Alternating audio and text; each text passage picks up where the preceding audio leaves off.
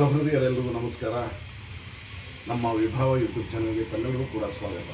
ಬಂಧುಗಳೇ, ಸಾಮಾಜಿಕ ಪರಿಸರ ಈ ಥರಕ್ಕೆ ಸಂಬಂಧಪಟ್ಟಂತೆ ಹಲವಾರು ಕಾರ್ಯಕ್ರಮಗಳನ್ನು ನಾವು ನಡೆಸ್ತಾ ಬಂದಿದ್ದೇವೆ. ಸಾಂಸ್ಕೃತಿಕ ಕಾರ್ಯಕ್ರಮ ಅಂದ ತಕ್ಷಣ ಬೆಂಗಳೂರಿನಲ್ಲಿ ನಡೀತಿರುವಂಥ, ಅದರಲ್ಲೂ ಬಸವನಗುಡಿಯಲ್ಲಿ ಕಡಲೆಕಾಯಿ ಪರಿಷೆ ನೆನಪು ಬರುತ್ತೆ ಅಲ್ವೇ. ಬಹಳ ಪ್ರಖ್ಯಾತಿ ಪಡೆದಂತಹ ಈ ಒಂದು ಜಾತ್ರೆ ಇದು. ಬೆಂಗಳೂರು ಇಷ್ಟು ಆಧುನಿಕ ನಗರಿ ಅಂತ ಅನ್ನಿಸ್ಕೊಂಡು ಕೂಡ ಒಂದು ಸಾಂಪ್ರದಾಯಿಕ ಏನು ಪದ್ಧತಿಗಳಿತ್ತು ಅದನ್ನು ಕೂಡ ರೂಢಿಸ್ಕೊಂಡು ಬರ್ತಾ ಇದೆ ಅಂದರೆ ನಿಜಕ್ಕೂ ಕೂಡ ಒಂದು ಬೆಂಗಳೂರಿನ ಒಂದು ವಿಶೇಷ ಒಂದು ಮಹತ್ವ ಅಂತ ಹೇಳಿದ್ರೆ ಖಂಡಿತ ತಪ್ಪಾಗೋದಿಲ್ಲ. ಕಡಲೆಕಾಯಿ ಪರಿಷೆಗೆ ಅದಕ್ಕೆ ಅದರದೇ ಆದಂಥ ಮಹತ್ವ ಇದೆ, ಅದರದೇ ಆದಂಥ ಇತಿಹಾಸ ಇದೆ. ಕೆಲವು ಸಂಕ್ಷಿಪ್ತವಾಗಿ ನಾನು ಇಲ್ಲಿ ಹೇಳೋದಕ್ಕೆ ಬಯಸ್ತೀನಿ. ಈ ಎಲ್ಲ ವಿಚಾರಗಳನ್ನು ನಾನು ಸುಮಾರು 2006 ಆ ಸಂದರ್ಭದಲ್ಲಿ ನಾನು ಬರೆದಂಥ ಒಂದು ಪುಸ್ತಕ, ಅದರಲ್ಲಿ ಇದರ ಇತಿಹಾಸ ಎಲ್ಲವನ್ನು ವರ್ಣಿಸಿದ್ದೇನೆ. ಮತ್ತು ಮೊನ್ನೆ ಬರೆದಂಥ ನೆನಮನವೇ ಪುಸ್ತಕದಲ್ಲಿ ಕೂಡ ಕೆಲವಷ್ಟು ಅಂಶಗಳನ್ನು ಇದರಲ್ಲಿ ಹೇಳೋ ಒಂದು ಪ್ರಯತ್ನವನ್ನು ಪಟ್ಟಿದ್ದೇನೆ. ಆ ಬಸವನಗುಡಿಗೆ ಏನಿದೆ ಬಂಧುಗಳೇ, ಅದರ ಲ್ಯಾಂಡ್ಸ್ಕೇಪ್ ಅಂತ ಏನು ಹೇಳ್ತೀವಿ, ಭೂವಿನ್ಯಾಸ, ಅದೇ ಒಂದು ಬಹಳ ಸುಂದರ. ಬಂಡೆಗಳ ಮಧ್ಯದಲ್ಲಿ ಬಂಡೆಗಳು ಮರಗಳನ್ನು ಅಲ್ಲಿ ಬೆಳೆಸಿದಂಥ ಒಂದು ಲ್ಯಾಂಡ್ಸ್ಕೇಪ್ ಬಹಳ ಸುಂದರವಾಗಿ ಕಾಣುತ್ತಲ್ಲಿ. ಒಂದು ಕಾಲದಲ್ಲಿ ಇದ್ದಿದ್ದು ಬಹಳ ಚೆನ್ನಾಗಿತ್ತು. ಇದು ಹೇಳ್ತಾ ಹೋದರೆ ಭಾಳಷ್ಟು ಇದೆ ಇದರ ಇತಿಹಾಸ. ಮತ್ತು ಕಡಲೆಕಾಯಿ ಪರಿಷೆ ಹೇಗೆ ಬಂತು?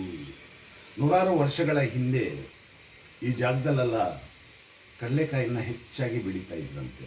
ಕಡಲೆ ಮತ್ತು ಬೇರೆ ಬೇರೆ ಯಾವುದು ತೊಗರಿ ಇರ್ಬೋದು, ಕಡಲೆ ಇರ್ಬೋದು, ಈ ತರಹದ ಎಲ್ಲದನ್ನು ಬೆಳೀತಾ ಇದ್ವಿ. ಫಸಲು ತುಂಬ ಚೆನ್ನಾಗಿ ಬರ್ತಾ ಇತ್ತು ಈ ಒಂದು ಭೂಮಿಯಲ್ಲಿ. ಆಗ ಬಸವ ಬಂದು ರಾತ್ರೋರಾತ್ರಿ ಬಂದು ಯಾವುದೋ ದೊಡ್ಡದಾದಂಥ ಬಸವ ಇದನ್ನೆಲ್ಲ ಮೇದು ತಿಂದು ಹೊರಟೋಗ್ತಾ ಇತ್ತಂತೆ.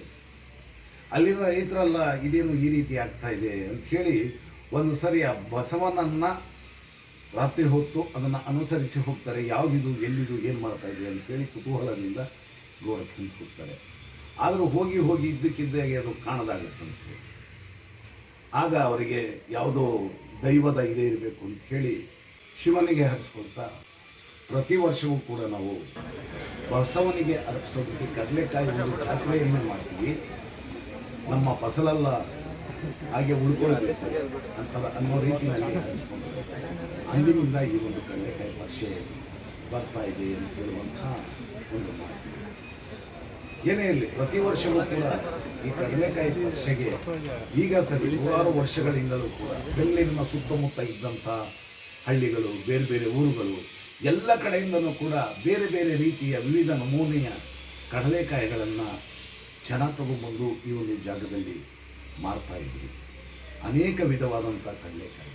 ಆ ದಿವಸ ಆ ಕಡಲೆಕಾಯಿನ ಅದು ಆ ಸೀಸನಲ್ಲಿ ಕಾರ್ತಿಕ ಸೋಮವಾರ, ಆ ಡಿಸೆಂಬರ್ ಆ ಚಳಿಯಲ್ಲಿ ಈ ಒಂದು ಕಡಲೆಕಾಯಿ ಪರಿಷೆ ನಡೆಯುವಂಥದ್ದು.